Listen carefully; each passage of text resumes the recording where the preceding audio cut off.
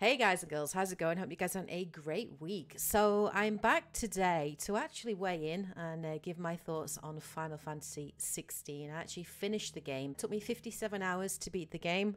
I know it came out in June, but it's been a busy couple of months and I wanted to talk about it today. I am joined by Dante today because he's been like watching me play it all along, right? Hello there. Yeah, it was a fun watch as well. Yes, it's a very entertaining game, not only to play but also to watch. And obviously Dante is a massive Final Fantasy fan, so obviously he has thoughts on the game, and I wanted to give him an opportunity to share those thoughts with you all. I know many of you are interested to hear our thoughts on Final Fantasy XVI because it is a new Final Fantasy and it takes the series in a very interesting direction. It's a very different style of Final Fantasy than we've seen before, much darker style. And I know many of you will be interested on our take on it and what we generally thought about it. Now, what I will say is a lot of people have kind of, I think this Final Fantasy 16, it seems to be a game that people either really love, right, or really dislike. Like, that seems to be the discourse I've seen, like, surrounding this game. It's either like, I love it, it's fantastic, I'm really enjoying the combat, blah, blah, blah, love the story, love the dark setting. Or it's like, no, this isn't what I wanted in a Final Fantasy game. Like, bring back FF7 Remake or FF7 Rebirth. But the other games are still happening. It's like, there's just Yeah, all and the time. I know.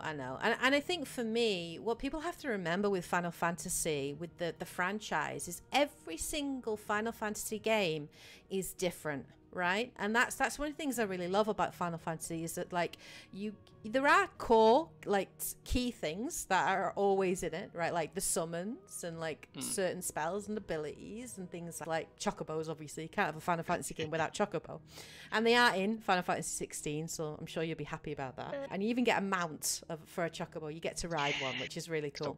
It's very cool. It's got an eye patch. It's awesome. But like, they are different. Every single Final Fantasy is always different and always tries something new, whether that's like a brand new story and direction or cast of characters, a new world, a new setting, or like just they all try something new, I think, in terms of combat and gameplay, right?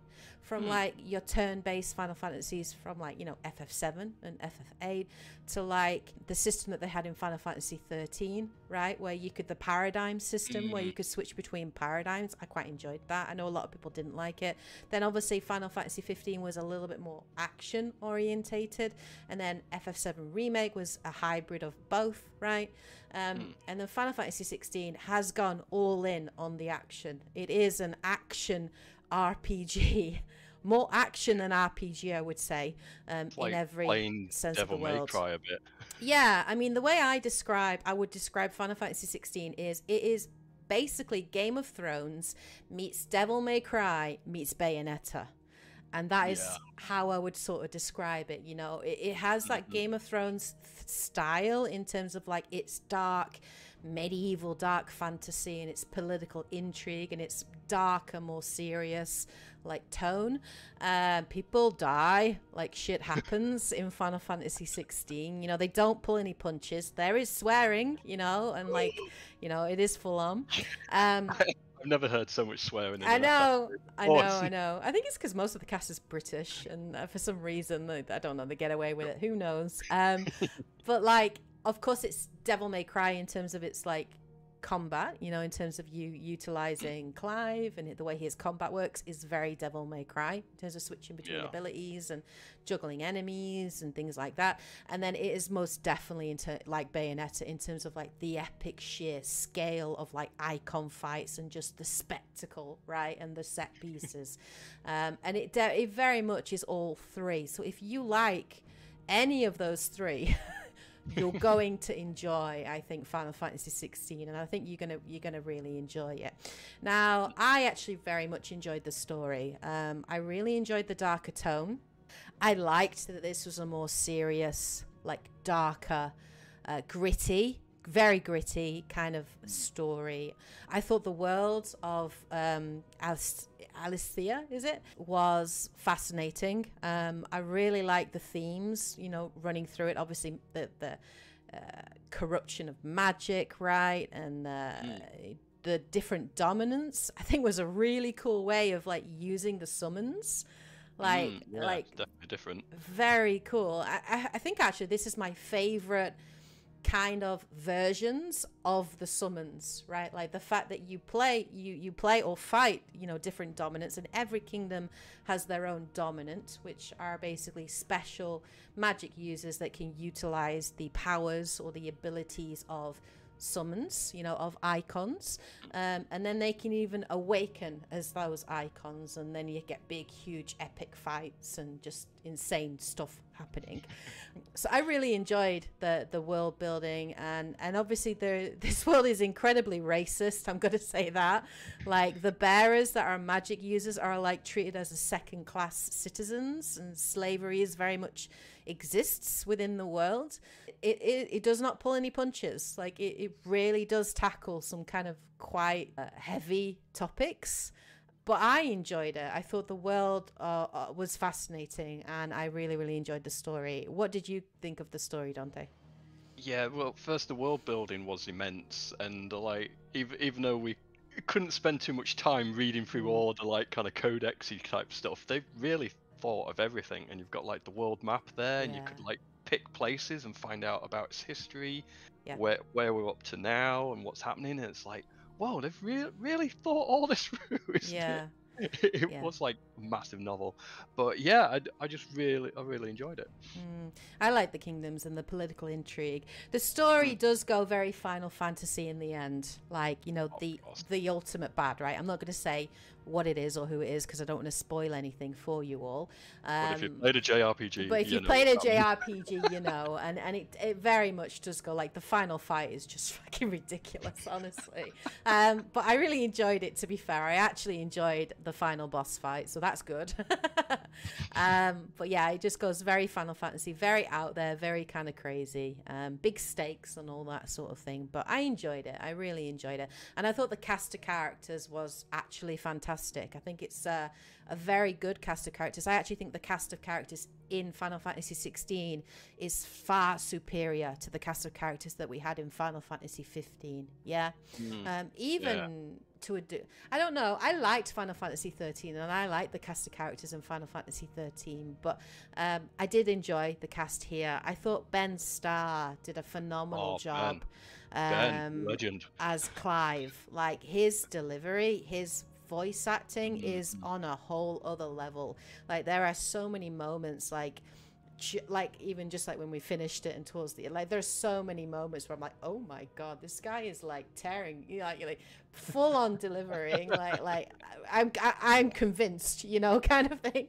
So he did an incredible job, which is awesome. But not only Ben, I mean, even the supporting cast of voice actors is very impressive, and they are all very good, and they all do a great job. Even some of the like NPC characters. Yeah, I don't think there was a drop anywhere. They were all quality actors. Yeah, very high standard of quality, and I think probably the majority of them were British. I think because obviously the setting is very Game of Thrones, so like you have different regions and different dialects, obviously, you know, Welsh and Scottish and English and, you know, and things like that. Yeah. And they did a good job with the accent, so I think they did use a British cast of character, and did a very good job with it.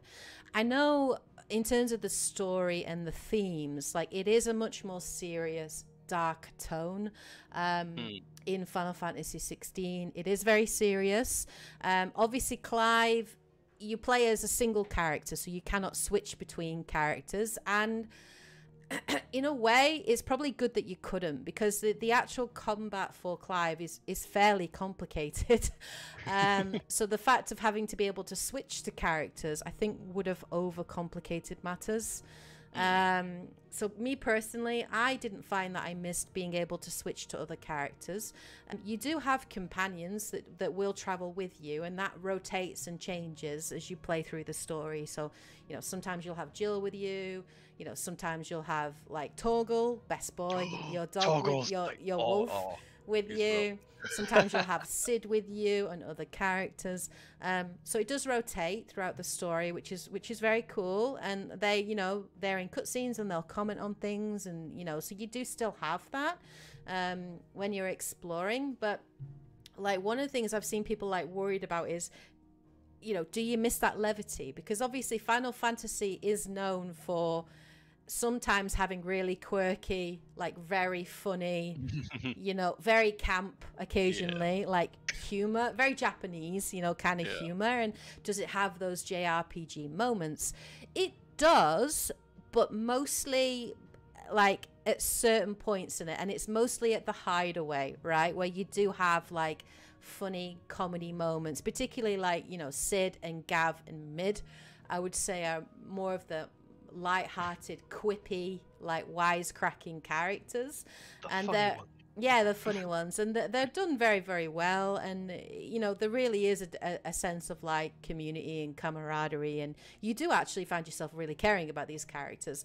But when you're out doing the story and doing the campaign, like, it is serious, you know, and that's because of the world. And I didn't find myself personally missing it. I didn't feel I needed it, like because you have that when you go back to your hideaway and things that do happen.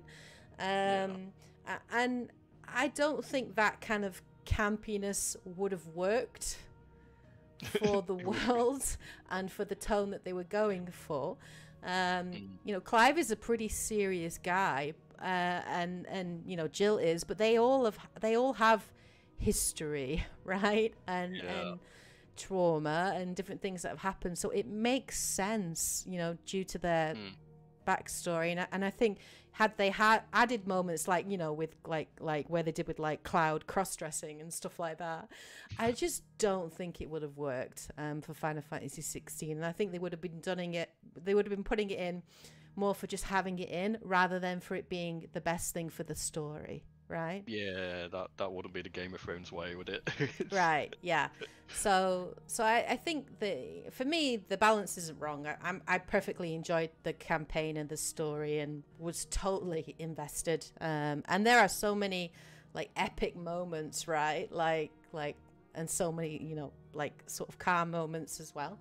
So they did do a good job, I felt, with the story. A lot we can't talk about either, but also spoilers, I also feel, I think the only down points I felt is like because there were so many good characters, heroes and villains, it's like, I wish we had more time with them and got to get a bit more.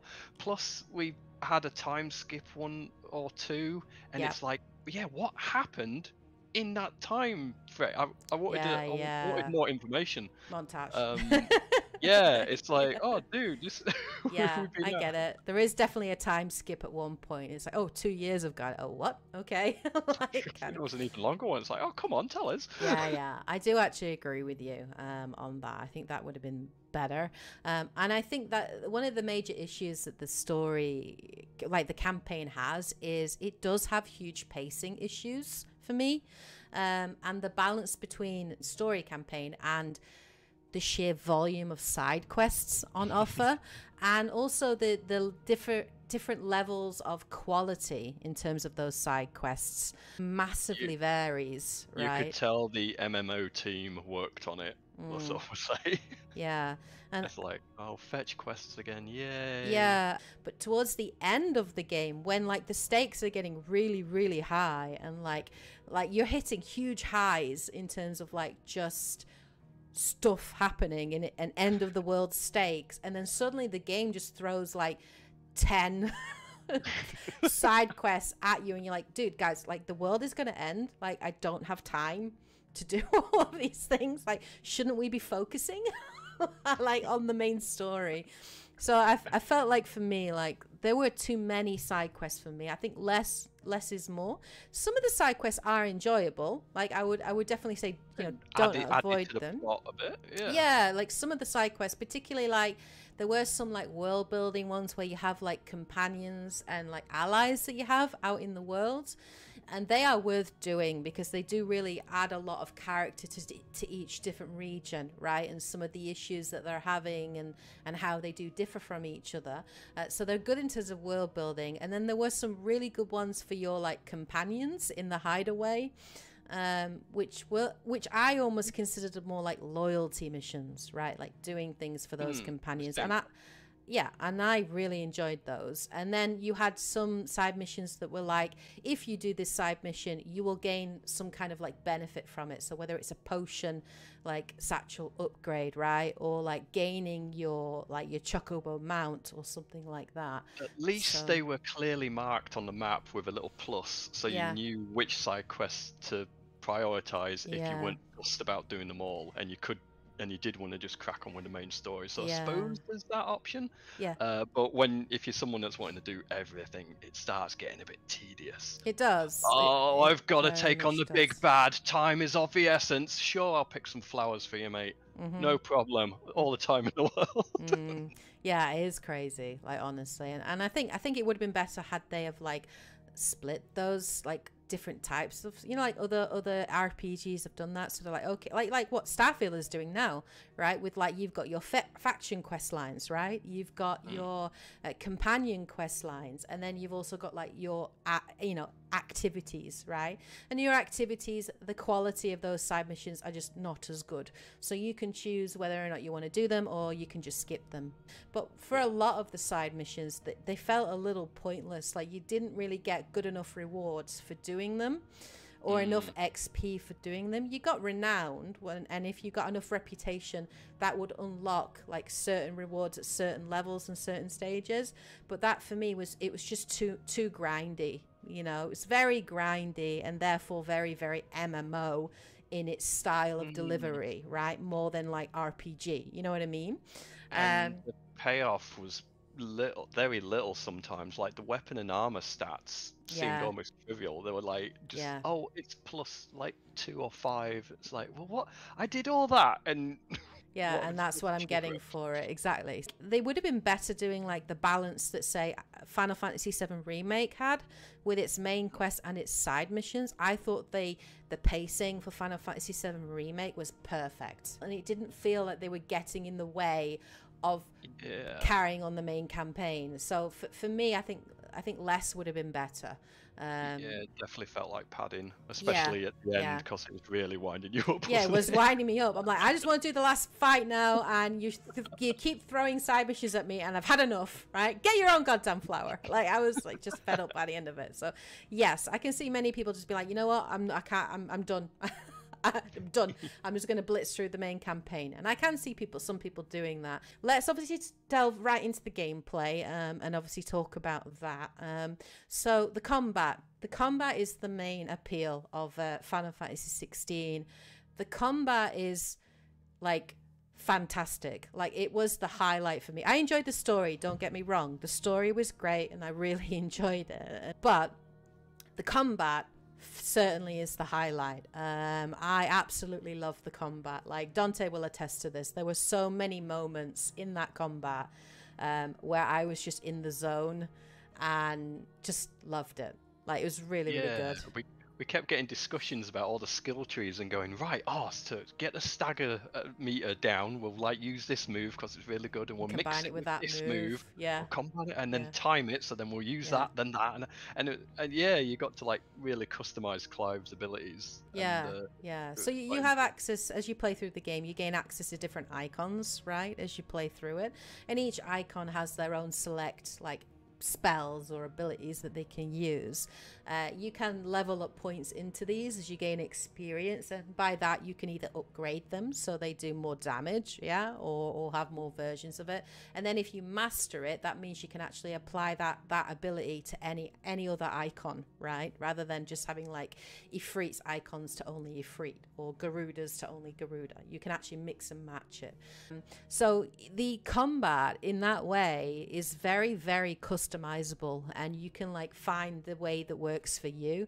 I actually found, like, because there's a lot that happens on screen, so initially it's a little overwhelming. There's a lot of like area of effect attacks, like where it'll like kind of like showcase where that spell's going to like hit on the ground, and you have to try and dodge out of the way. So there are definitely Final Fantasy 14, some of the boss fights in Final Fantasy 14 and the dungeons, some of those mechanics are most definitely pulled into Final Fantasy 16. So if you really like those in Final Fantasy 14 and you're a big fan of that, you're going to really love, what's on offer offer here. Complete with all the particle effects. Yeah, but there's so many particle effects and things that initially when you look at it, you know, on face value, it could be like, oh, that's a lot of information, you know, to take on board.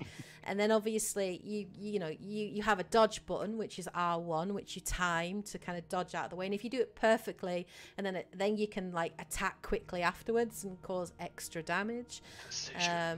Yeah, and then obviously if you hold down, I think it's the right trigger or the left trigger, brings up your like wheel of abilities, and you can switch between them, and then you use like, you know, a symbol button to like unleash that ability, right, and things like that. And so the combat for me was the highlight. I actually loved it, especially once I started to really get to grips with the different icon spells and how they work and when to use them in which situations, because you don't want to just constantly spam them, right? There'll be certain attacks that are great for like mooks, right, in crowds of enemies that just will annihilate them like in one hit.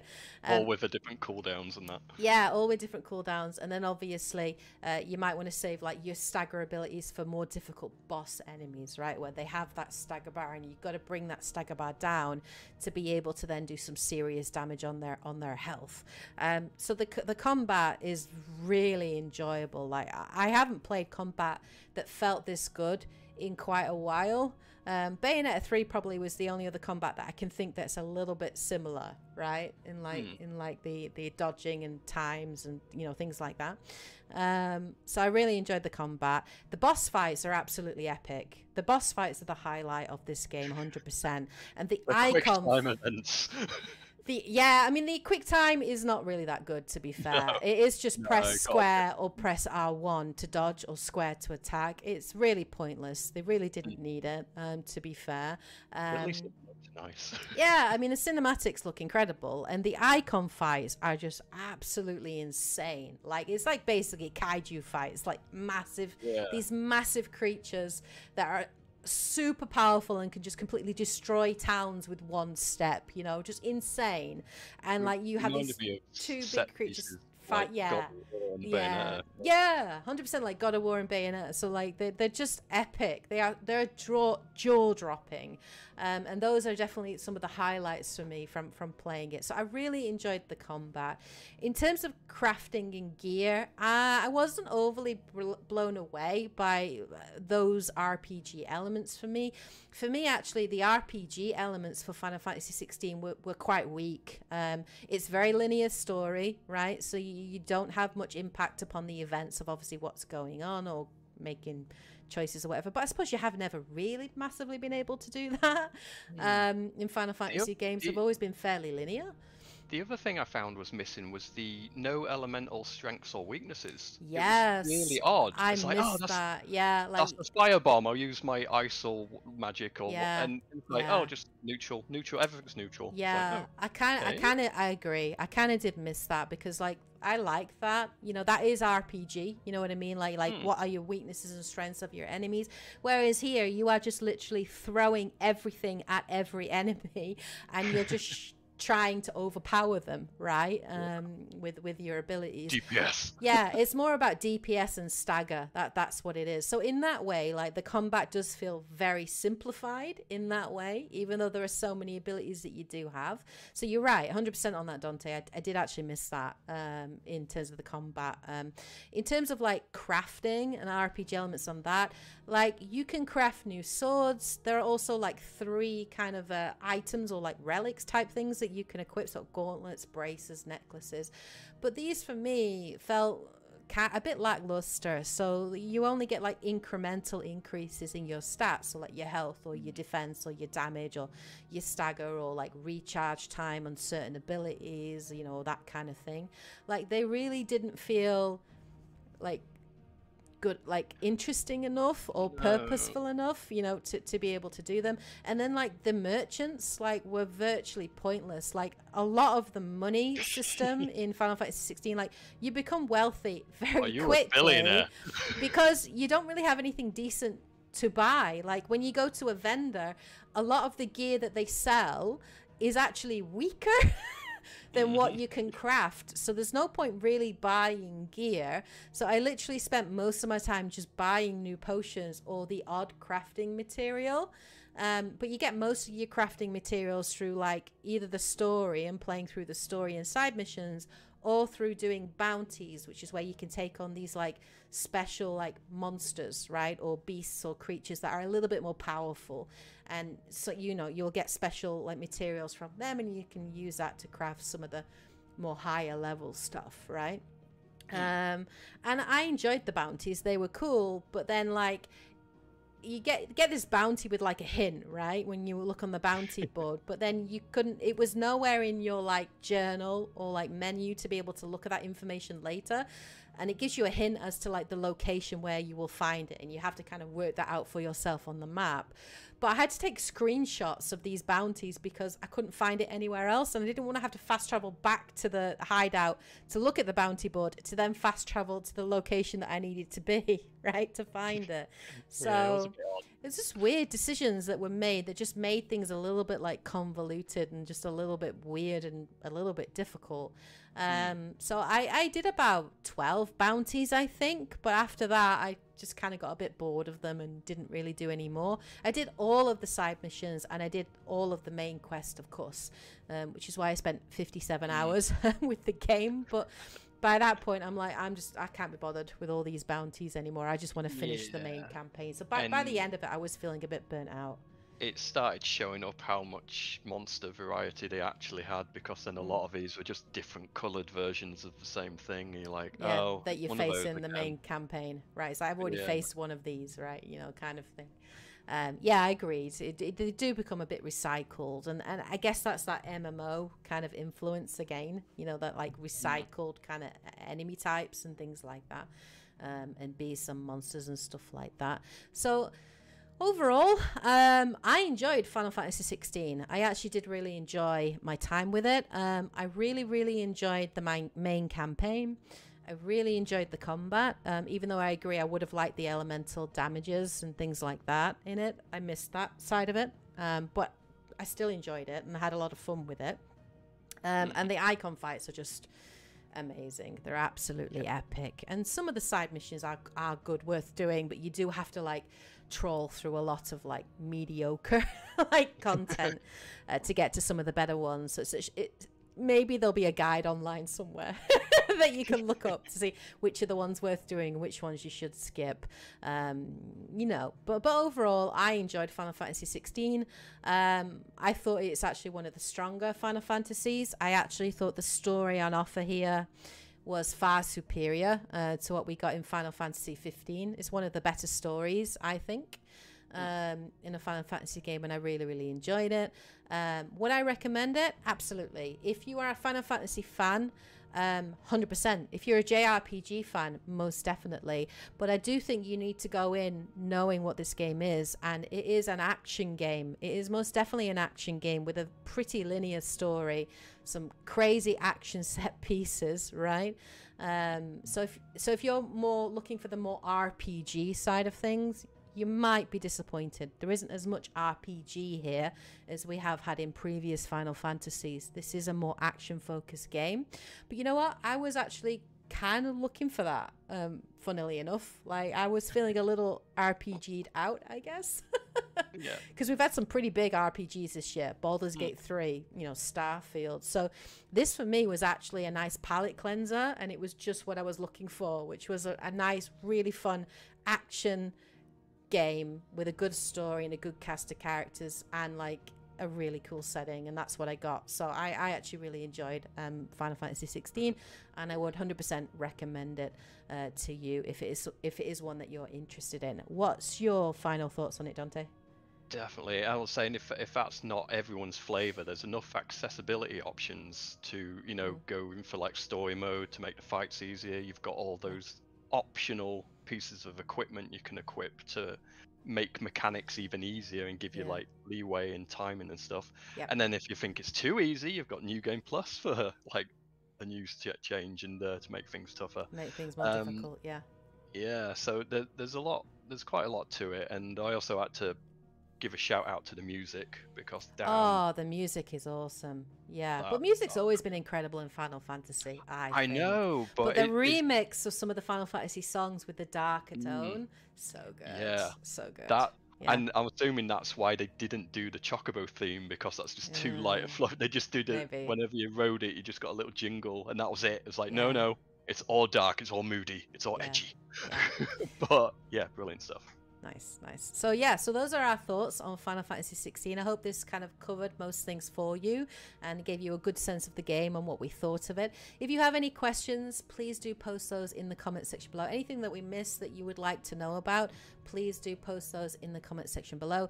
If you have played Final Fantasy 16, please do share your thoughts on it, but keep it spoiler free for everyone that may be watching this video and, you know, doesn't want to get spoiled on the story, because that would really suck. So please do keep it spoiler free. Thank you so much for watching the video. I hope you enjoyed the review. Let us know what you think, and do obviously support the channel by liking, commenting and subscribing. A special shout out, of course, to my Patreons and YouTube members for going the extra mile to support the channel. It's hugely appreciated. Thank you so much, everyone. I'll be back again with more videos in the future. I think the next one I need to do is my top 10 game release in October. So I'm planning to do that. And then I will be playing Cyberpunk 2077 Phantom Liberty. I'm so hyped to play that DLC. So I will be playing that. I'm taking my time with it, though. I'm not rushing, and I'm playing every moment of that. And I may well bring you my thoughts and a review after I've finished it and delved into every element of that. So if you are interested in that, do let me know in the comment section below, so I know how many of you would like to see that on the channel. But anyway, I hope you guys have a great week, of course. Take care, everybody, and as always, happy gaming. Johnny, Bye guys, we should go. we should.